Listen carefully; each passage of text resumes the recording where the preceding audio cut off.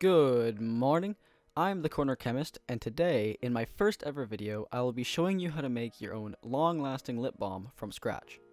This will be the very first of a series of videos which will show you how to make cosmetic products such as moisturizer, shampoo, hair gel, and many other cosmetics at home. Now I'm sure that you've seen other videos on YouTube of white moms showing you how to make your own quote-unquote natural lip balm at home. I'm also sure that if you went ahead and made this yourself, that you would find that it does not work very well. While these lip balms may provide temporary relief, they do not last a very long time. In simple terms, this occurs because these quote-unquote natural homemade lip balms don't have any ingredients which stop the evaporation of moisture from the surface of the skin. This means that all moisture provided to the skin by the product is basically useless because it all evaporates. Today, we will be solving this problem by adding one simple ingredient to the formula. So the base of my product will be very similar to the bases of other products, which you have likely seen on YouTube.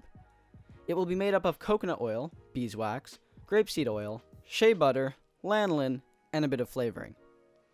These will be complemented by an ingredient which helps to reduce the amount of moisture which evaporates off of the skin. Cue dimethicone. Dimethicone is a cosmetic-grade silicone that helps to reduce the evaporation of moisture by creating a thin layer over the skin. This makes it a phenomenal moisturizer. By including this into the formula, we will be able to achieve the all-day moisturization which we are looking for. Mixing the product is quite simple.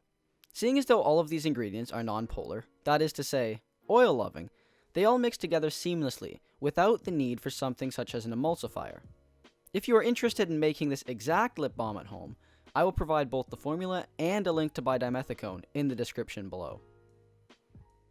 Once you've weighed out all of your ingredients and put them into a heat-resistant vessel of some kind, you can now put them over heat in order to melt them all together. While a digital hot plate would be ideal, you can easily get by using a pan over your stove and then placing your vessel on the pan like I've done here.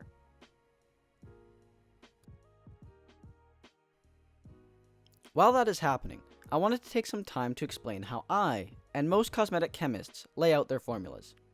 If you download the file in the description, you may notice that unlike recipes used in cooking, the formula is not laid out in volume, or even weight.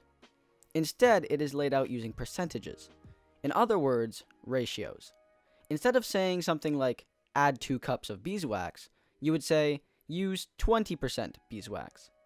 What this means is that 20% of your entire formula would be beeswax, and that to find how much wax you would want to add to your formula, you would simply have to take the amount of product being made, in grams, and multiply it by 0.2. In other words, find 20% of the total amount of product and add that in. A good example of this would be that if you had a product which was 100 grams, 20% would simply be 20 grams. It's that easy. Alright, now back to the cook. Once your ingredients have melted together, give them a bit of a stir to make sure that they're well mixed, and then measure the temperature of the mixture. When working with certain products, temperature can be a very important factor, so it's a good idea to keep a laser thermometer around to get a quick and accurate readings of the mixture's temperature. Once well mixed, take the vessel off the heat and wait for it to cool down to roughly 60 to 70 degrees Celsius, and then pour it into lip balm tubes or whatever container you would like to use. Let the product cool down in the container for a couple of hours, and voila! You have made long-lasting lip balm. If you enjoyed this video, make sure to like it. And if you want to see me make more cosmetic products, subscribe to the channel and hit the little bell icon to get notifications when I upload. If you want the formula used during this video, you can download it by clicking the link in the description. Thanks for watching. See ya.